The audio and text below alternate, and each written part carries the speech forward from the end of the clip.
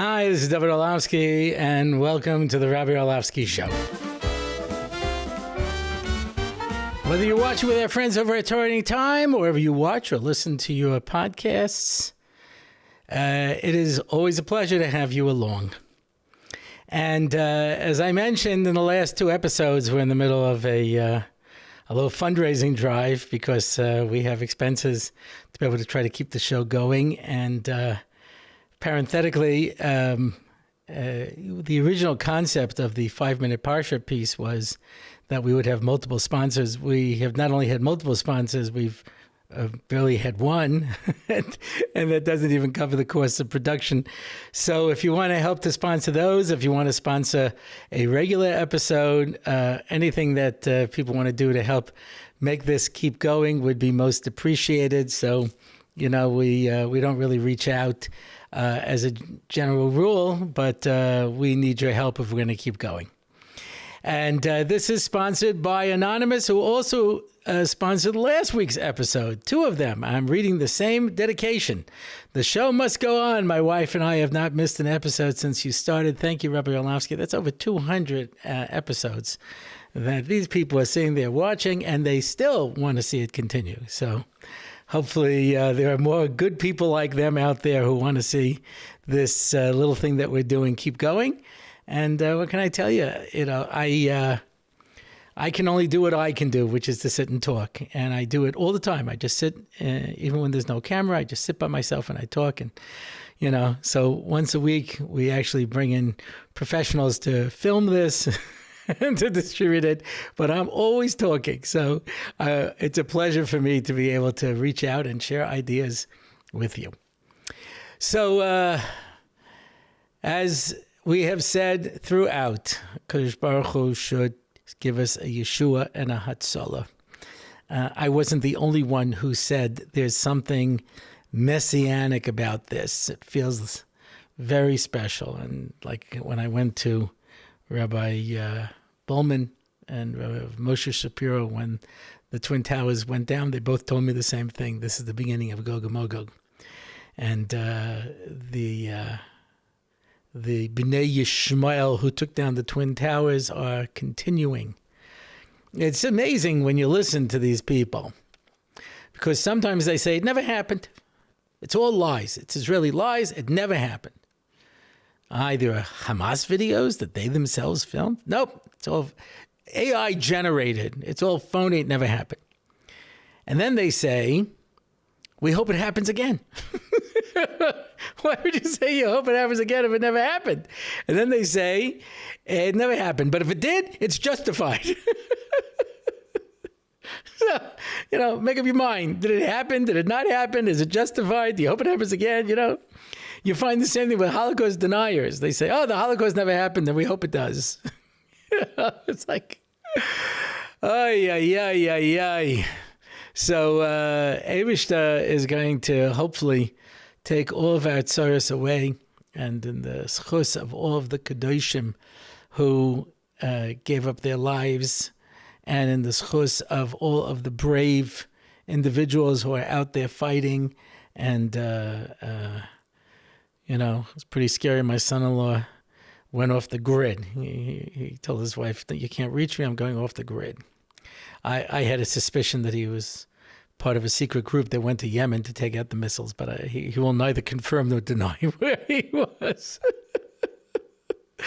But mafchid, mamash mafchid. Kadosh Baruch Hu has to protect us and has to save us, and we have to turn to Kadosh Baruch Hu ein od milavadoi to save us during these difficult times.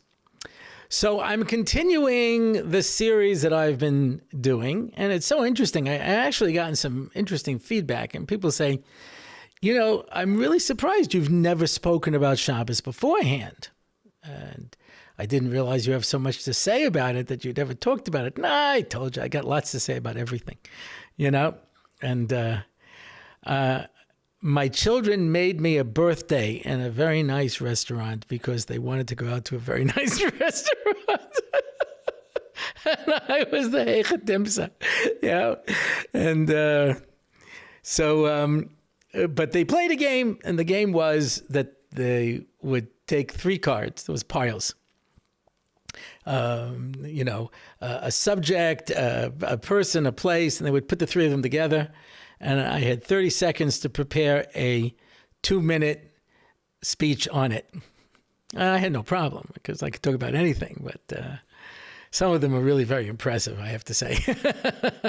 Should have recorded it. We could have put it up, gotten a sponsor. They could have paid for the meal. But anyway, there's plenty to say. So comes to Shabbos, there's a lot to talk about. So what I want to talk about in this episode is davening, the tefillah of Shabbos. And Bli Nedra, next time I want to talk about Zemiris. I don't know if I can get it in on one, but I'll try. And you find that davening is sometimes accessed in the Zemiris themselves that makes reference to different aspects of the davening. So the davening is interesting. So let me try to focus on this. One of the challenges about tefillah, and we had a series about tefillah already. I'm sure you can go back and find them wherever your fine podcasts are available. If assuming they have a search box, you should be able to find where we talked about tefillah. But one of the complaints people have about tefillah is that it tends to be the same thing, right? Shachris Mincha Ma'ariv, Shachris Mincha Ma'ariv. So when you're young, the davening still holds a certain amount of adventure to it. I see with my own grandchildren, they add this tefillah, they add that tefillah. But by the time you're in high school and you more or less got it down, Shachris Mincha Ma'ariv, Shachris Mincha Ma'ariv, over and over again. Yeah. It's not as bad as the first Orthodox Jew who went into space, circling the earth. Shachris Mincha Ma'ariv, Shachris Mincha Ma'ariv every 15 minutes. You understand? That's much worse. But it's the same exact Shemona Esrei. Same exact Shemona Esrei. Over and over and over again. And the reason for that is because every day is basically the same. We may feel differently during the events, and there may be more dramatic events and less dramatic events. Life cycle events bring their own special tefillahs with them. But if it's a regular day, you're not getting married, you're not getting buried, you're not having a baby, you're not having a bris milah, pidyon ben, a bar mitzvah, Shabbat brachos, anything like that. It's basically the same day. Yes, this day's better, this day's worse. But the tefillos were written by the Anshe Knesset Gedola, which are people who have Ruach HaKodesh, and they were able to put into the words everything that we need to express under any circumstances. So we daven 3 times a day because one is Keneged Avraham, one is Keneged Yitzchak, and one is Keneged Yaakov.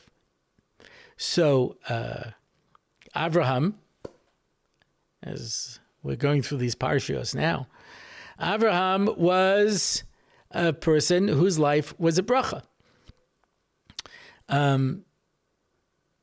It hit me when I saw this Rashi not that long ago.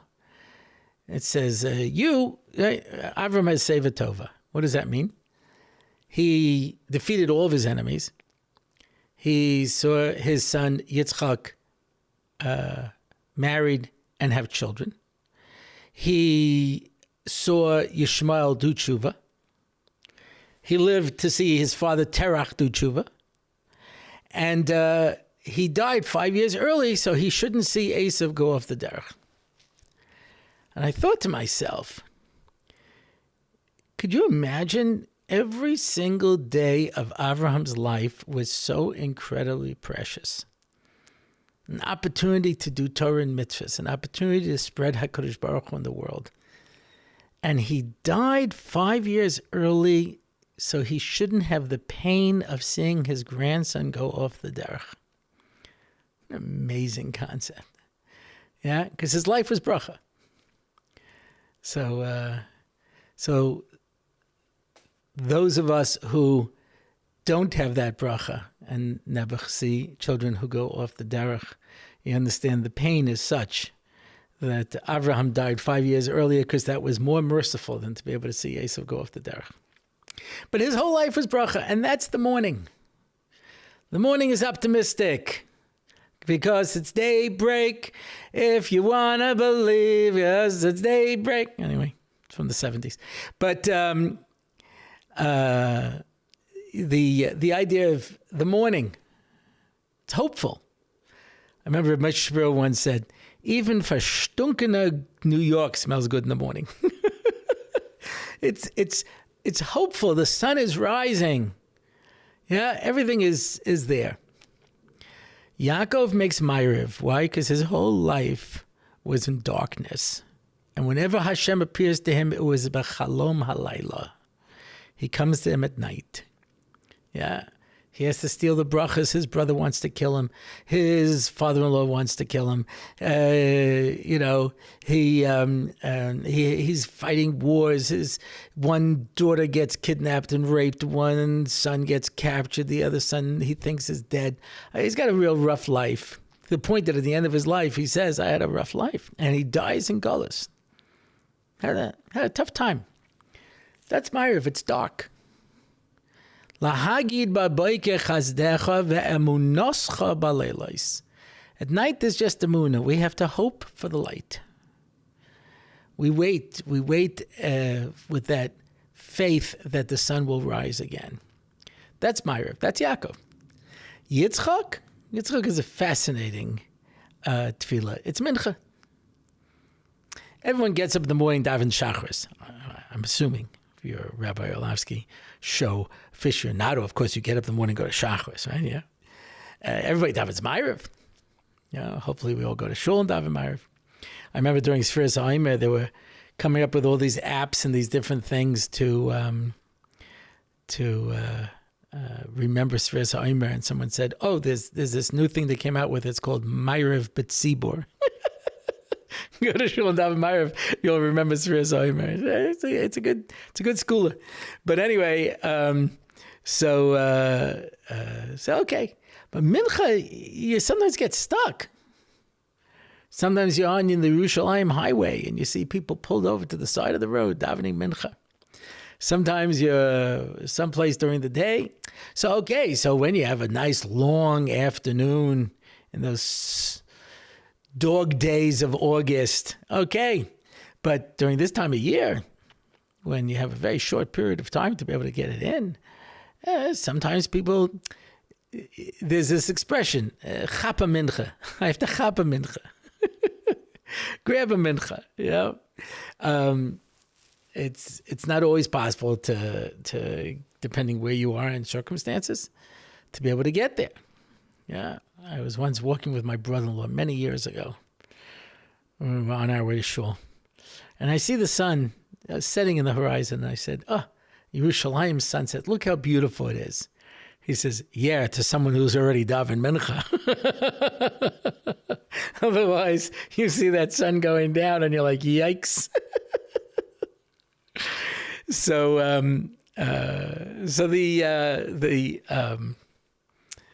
the idea of mincha is the sun is setting. It's not night, but it's not morning. And that's Yitzchak. You know, Yitzchak did not live to see the Geula. He didn't leave Eretz Yisrael. He survived the Akedah. You know, he got married, had children, but he saw Esav go off the derech. He saw Yaakov trick him and take the brachas. He lived through this. He saw Esav's wives, bringing keteros to Avodah Zarah. He had to experience all this, and he knew that Yosef was still alive, and he couldn't tell Yaakov. When Avraham dies, the way Yishmael did tshuva is, it says, Yitzchak and Yishmael buried him. Yishmael let Yitzchak go first. When Yitzchak dies, Esav goes first. Yaakov was playing second fiddle to him. So Yitzchak did not get to see. He didn't go into the gullus, but he didn't have the bright and rosy experience that Avraham did. So the point is that we daven Shachris Mincha Ma'ariv, and although it's the same words, it's completely different. Yeah. In the early 1970s, I think it is, there was an English comedy group called Monty Python's Flying Circus. And it actually came on PBS. It was educational, I don't know. And it was extremely weird. And I have something of an English sense of humor. My humor is obviously a little weird. And that's why I hear these American speakers, they say, I don't know, I don't go over with an English audience. I did. I did fine in England because we all share that sort of quirky sense of humor, I guess. But I loved Monty Python. I thought it was hysterically funny. And at least one of my brothers had to sit with me. And we had 4 televisions in the house. I would always try to find some place where nobody was. And they would always say, this isn't funny. This isn't funny. I said, so don't watch it. Go someplace else. Go away from me. So Monty Python had this routine where they were interviewing this actor. And he says, well, what goes into delivering your lines? He says, well, of course, there's so many different ways to say it. To be or not to be or not to be or not to be or not to be or not to be or not to be. So the interviewer goes, inflection. And he says, well, yes, of course, then there's also inflection. I thought that was very funny. But anyway, what does it mean? It means you can say the same exact sentence and it can mean completely different things. Yeah. I heard an old Jewish comic so many years ago. It tells a story where the cop says, you stole a chicken. He goes, I stole a chicken? He admits it. Obviously, the way you say it makes all the difference in the world. There's a game show called Jeopardy! Came out in the 1960s. I saw it as a kid. Art Fleming. And Don Pardo was the announcer. It was like each answer was like $5, and they asked these incredibly hard questions. It's like the only intelligent, game show. It stayed on for a long time. Art Fleming died, and they brought in Alex Trebek. He died. But I go to visit my mother. I was a rabbi. I give shiurim all around the world. I am somewhat respected in the Torah community. It meant nothing to my mother, but when I knew the answers to Jeopardy, she thought I was just the smartest guy who ever lived. But the chap of Jeopardy is they give you the answer and you have to put it in the form of a question. So every now and then they have Celebrity Jeopardy. And I remember this. There was a comedian by the name of Robert Klein. It's a deep cut. Anyway, he was on Celebrity Jeopardy. I don't remember the exact question, but it was something like, he was the first president of the United States. And he buzzes in and he goes, George Washington. He says, no, it has to be in the form of a question. He goes, George Washington? And then, of course, there's inflection, you see. So I can say the same tefillah, but one time I'm saying it from the view of the optimism of the morning. And one time I say it as the gathering clouds of afternoon and I chap the mincha. And the third one I say it at night, Hagid v'boike chazdecha ve'emunoscha b'leilos, in the darkness. And it's the same words, but the inflection changes.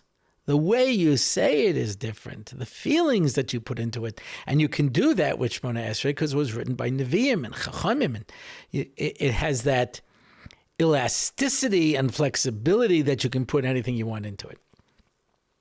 Okay. And so you say the same tefillah, Shachos Mincha Ma'ariv. Now, comes Yontif, the Shalosh Regalim. That's different. That's different, obviously. You have an Issa Malacha.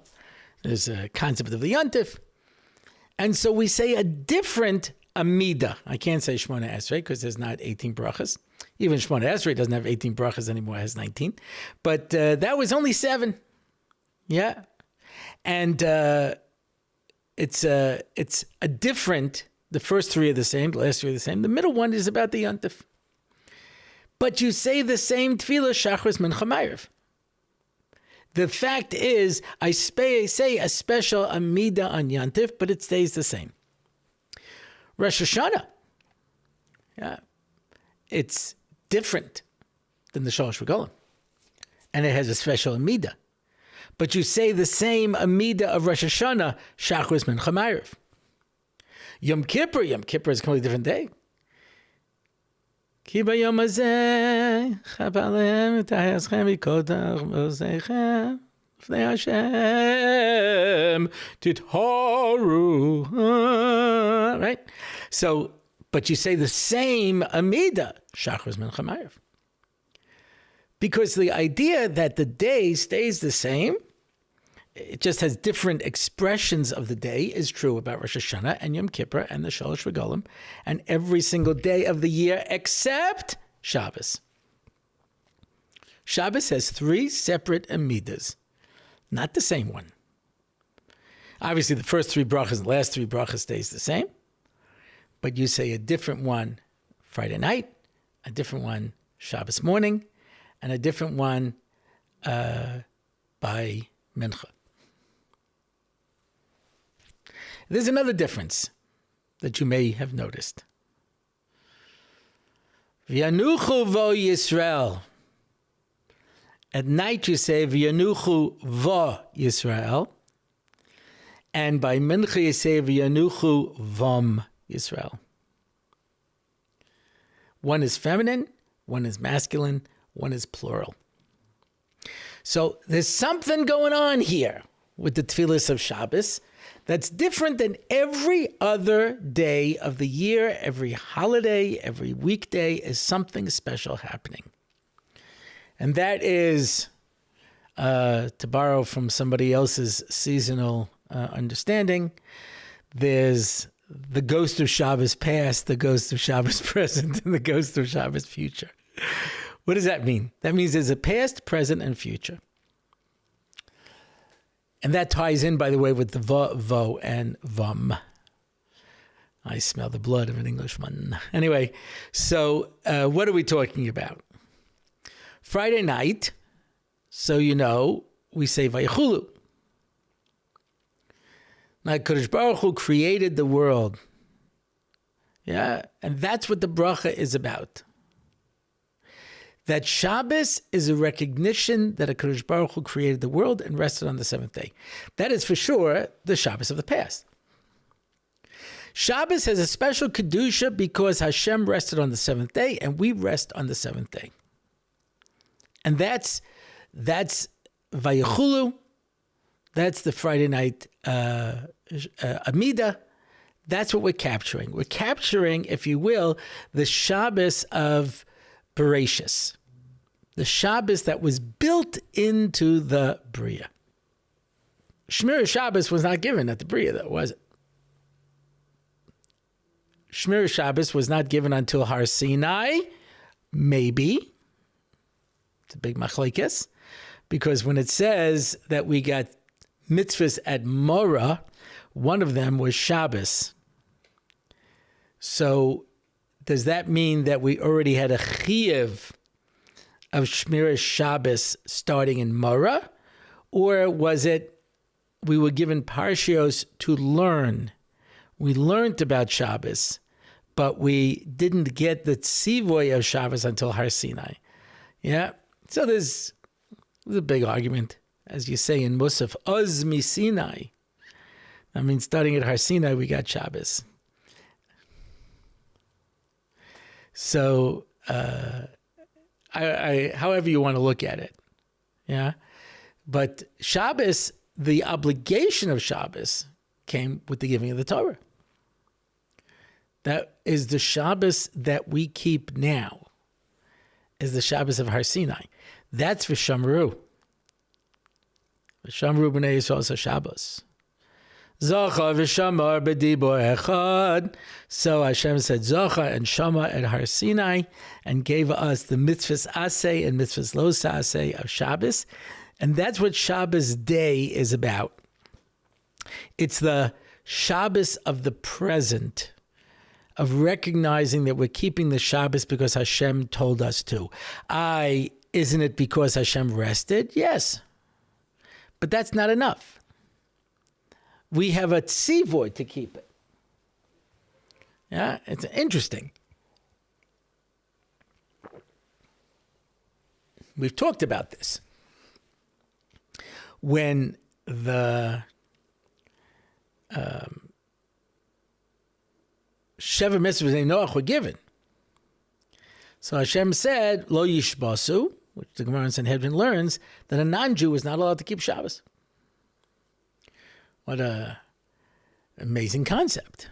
You cannot keep Shabbos because Shabbos is for Klal Yisrael.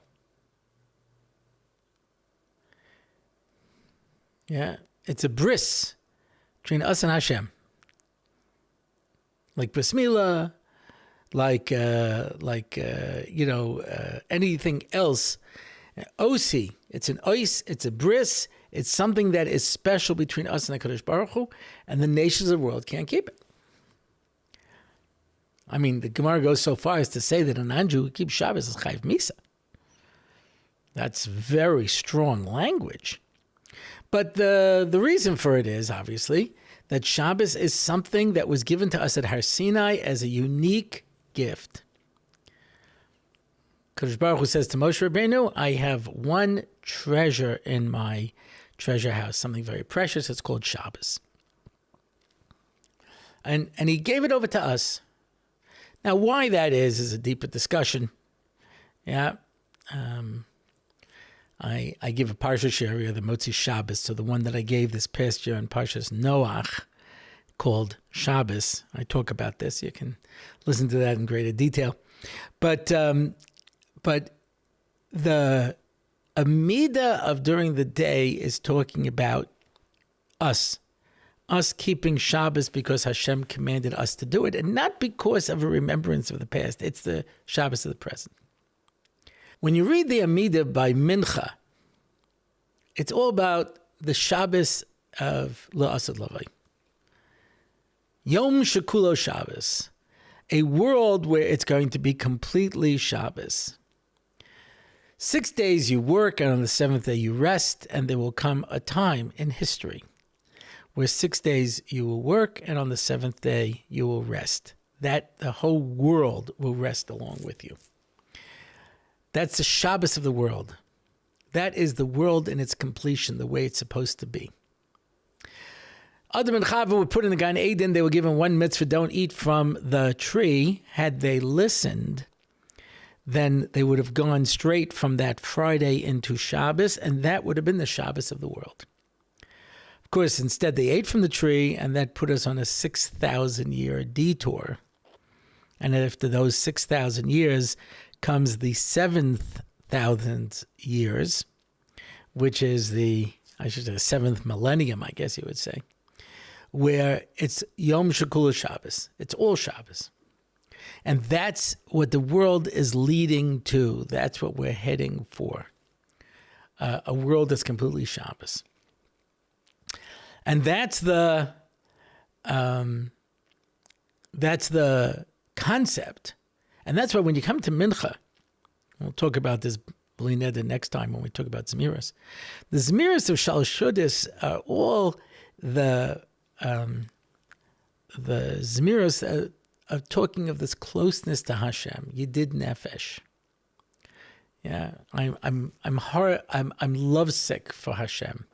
Yeah, it's very dramatic about this tremendous connection to HaKadosh Baruch Hu. And so it builds Shabbos. It goes Friday night to during the day to Shalosh Shudas, and it gets more and more intense, so that Shalosh Shudas is the most intense time of Shabbos. It's filled with the greatest potential of Kedusha. V'yinuchu va, v'yinuchu vo, v'yinuchu vam. Yeah. One is feminine, one is masculine, and one is plural. So in Judaism, everything is masculine and feminine, right? Every noun is either masculine or feminine. We have no neuter terms. There's no you, indiscreet. It's a tem and a ten, haim and hain. Yeah, everything is masculine and feminine. There's no Z. For those who may be into that, Our pronouns are he and she. That's it. We only have two in Hebrew. There's nothing else. Everything is masculine and feminine. And every noun, is either masculine or feminine. So our relationship to Shabbos is either we're relating to it as a man or as a woman. What's the difference between the two? So a man is mashpia and a woman is a makabel. Let us take the simplest example of a man-female relationship where you know who the man is and who the woman is. I know this is no longer politically acceptable to say this, but that's because the world has gone nuts, and eventually I'm sure they'll find their mind. One can hope. But, and that is when it comes to creating children, which is a very distinct, men and women have a very specific role in that. Yeah. So the man makes a contribution, an external contribution, and the woman internalizes that contribution and uses it to create new life. And that's why Shemayim va'aretz is man and female. The rain comes down and the earth takes it in and produces life. It's the male-female relationship. So the one that is mashpia and the one that is makabel, that's how it goes. So Friday night is v'yanuchu va. It's the feminine manifestation. Why? Because Hashem created the world and said to us, I created the world, and you are receiving this from me. Mamela, you're not so much a participant in this as much as you are just the one who is understanding that I created the world, and that's what you need to do. That's the female manifestation. Parenthetically, if I can say this without getting too graphic, in this process of contribution and receiving, so the man is usually on the top and the woman is on the bottom. And that's why Friday night we cut the bottom challah, because it's the feminine manifestation of Shabbos. Shabbos day, we were commanded to keep the Torah. Now the Torah is on us. We have a tzivui. We now need to go out and do Shabbos, not because Hashem did Shabbos, but because He told us, you do Shabbos. That's more of the masculine. That's more of the mashpia. That's why we cut the top challah. Yeah, there's a higher level here where we're saying, I'm doing Shabbos. I'm not just receiving Shabbos. I'm doing Shabbos. That's the second one.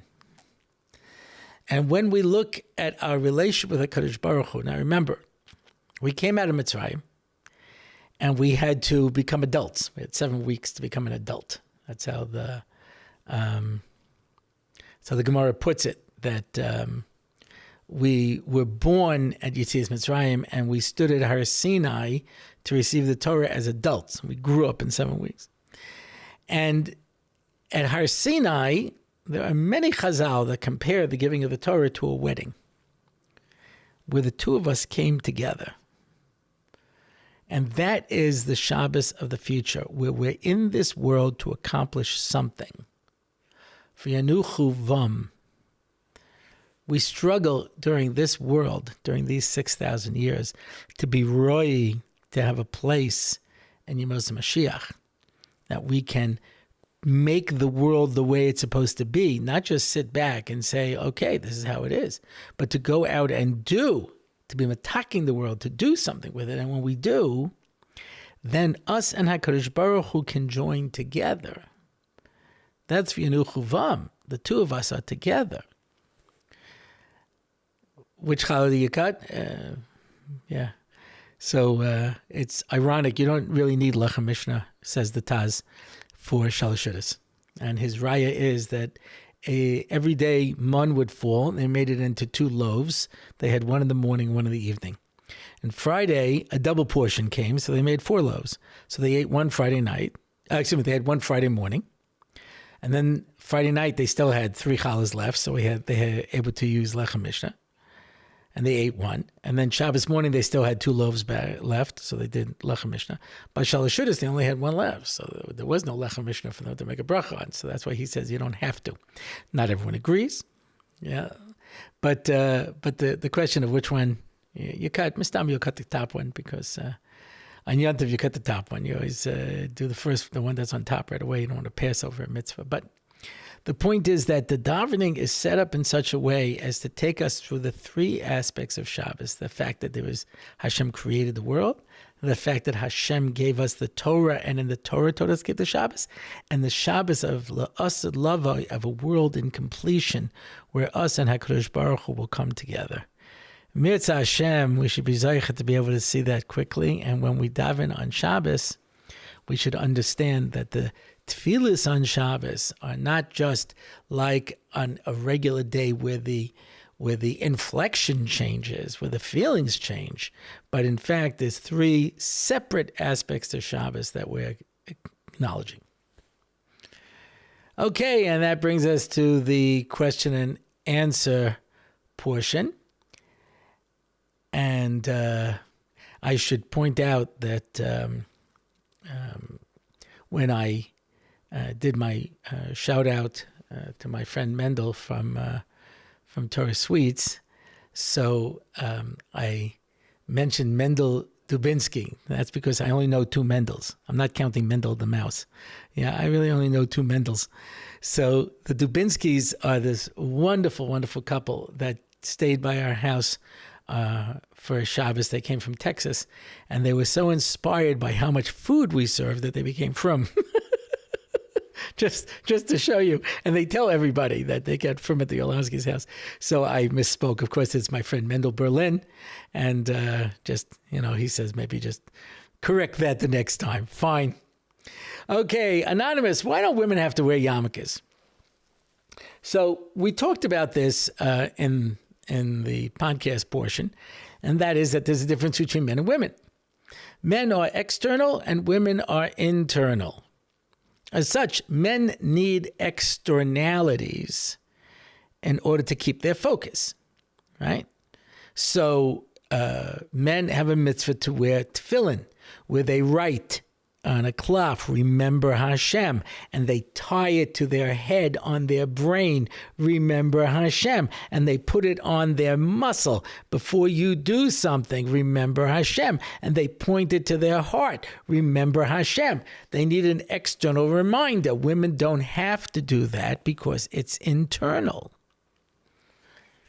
They have an internal power. The mashal I bring is from a documentary on this subject that came out many years ago. It must be about 50 years ago, I'm guessing, something like that, called Star Wars, wherein Luke Skywalker wants to fight the bad guys who killed his parents. Not really his parents, turns out his father was Darth Vader, but that's another story. But anyway, so he joins up with Han Solo, who's a guy who has a blaster. And he blasts, bam, bam, bam.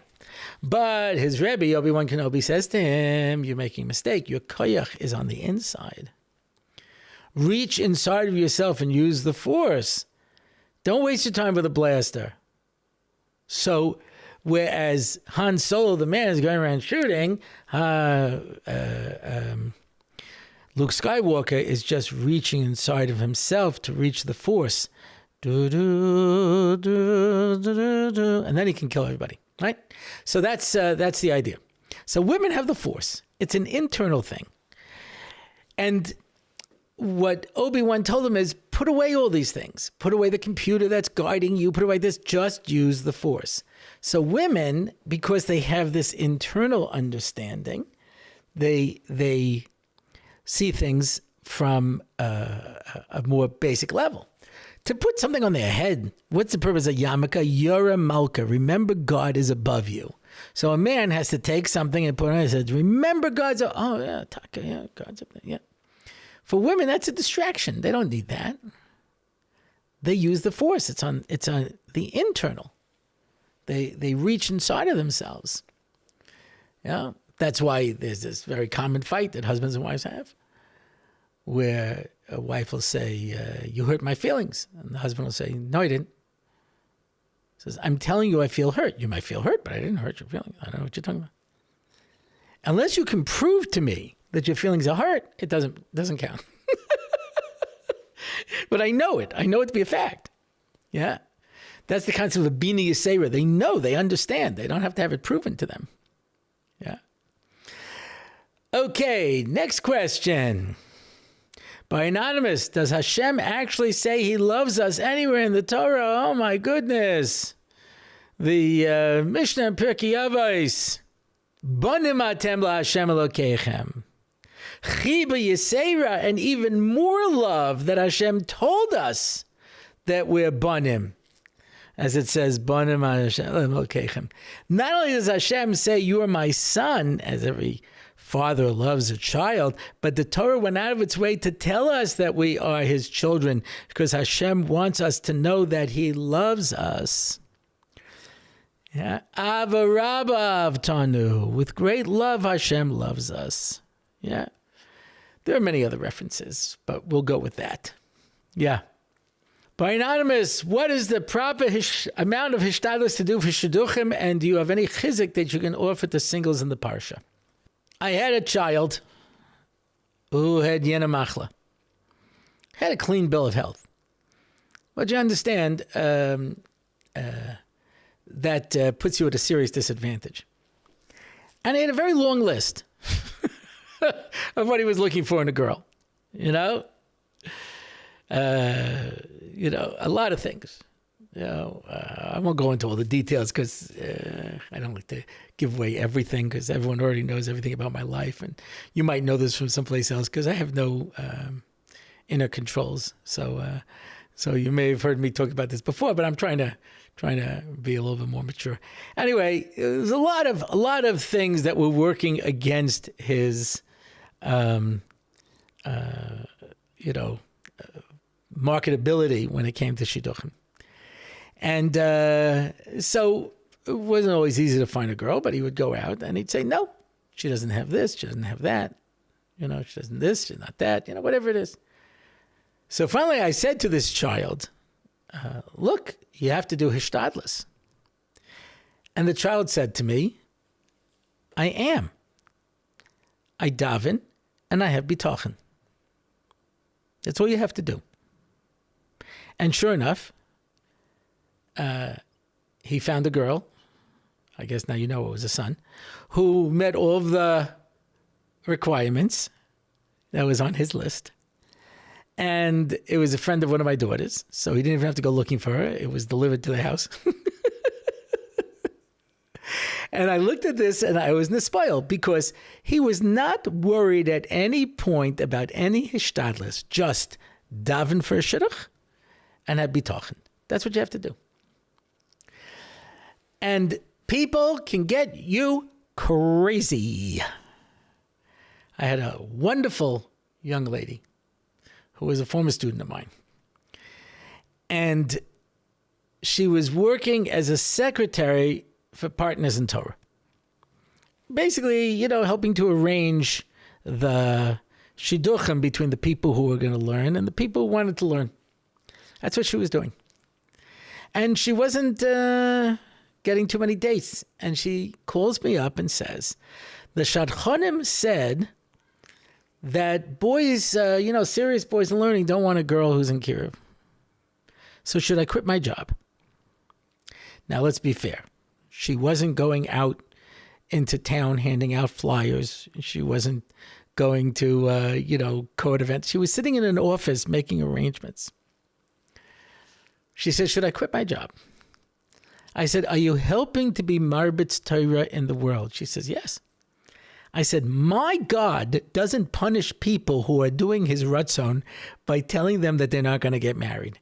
I don't know whose God the Shadchanim pray to, but my God will not penalize you for doing the right thing. You can't be wrong by being right. Can't be. Now, none of my stories have endings. They're all Litvisher stories. This one actually have an ending. 6 months later, she met a very nice boy and got married. Baruch Hashem. But I had a girl who was a student of mine, And now she was getting up in years. She was 23, which, in the frum community, it's already, ring the alarm bells. This is not a new thing.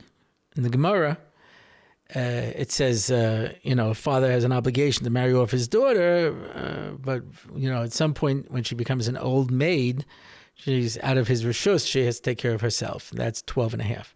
So you understand, being over the hill is not a new concept. You imagine the girl's already 13 and everyone's making Tehillim groups. But anyway, so she wasn't getting too many dates. So she says, the Shadchanim told me I don't dress right. I said, you dress very appropriately. She goes, I know, that's what they think is the problem. She dressed a little tighter, a little looser, a little So I told him, but I want a Ben Torah. He goes, yeah, if you want to get a Ben Torah, that's what you got to do. And she said, if the only way I can get married is to compromise my tznius, I would rather not get married. She also got married to a nice guy, a flip out, actually, modern Orthodox flip out, So, and Baruch Hashem, happily married with children. So, but the point is that, what do I do? What's the correct hishtadlus? You daven, and you have bitochen, and do what you're supposed to do. And when people tell you you have to do this skula and that skula, and say nishmas 40 times, and walk in the middle of the street and hop on one foot and cluck like a chicken, if you have bitochen and you daven, there's a shul in Tzfas where there's a chair, where if you sit in this chair, you're going to have a baby. When I have the schus to go to South Africa and I go to Joburg, so I stay with the Zolbergs, who are just the finest, some of the finest people in the entire world. Anyway, so I come there once and all their kids are big, except for this one little boy who's running around. And I said, oh, that's interesting, because yes, we went to Tzfas and I told my husband I'm going to sit in the chair. And sure enough, I had a baby. So David Kaplan, who's, of course, a very famous speaker and educator, he tells the story. He says that him and his wife weren't having children, and they went to Tzfas. And his wife said, should I sit in the chair? And Reb David said, don't sit in the chair, and in that schus you'll have a baby. So it's a Kodesh Baruch Hu. It's the bitochen, it's the tefillah. That's what you have to do. Okay, CK says, thank you so much for all your shiurim and podcasts and for everything you do for Klal Yisrael. My pleasure. I'm wondering if you might know any long-term learners who are positive, easygoing, and can have fun for a 22-year-old girl who is passionate about Torah and Yiddishkeit, works remotely as a software developer, and hasn't heard back from Shadchanim. Well, I turn to my Rabbi Orlofsky audience. You know this is a quality girl. She listens to the Rabbi Orlofsky show. So if that sounds intriguing, please contact me through the website, and we'll be happy to pass on any and all serious offers. While I'm at it, I got another letter recently from a couple who's interested in adopting a Jewish child, and asked if I know of any means for this and how it goes about it.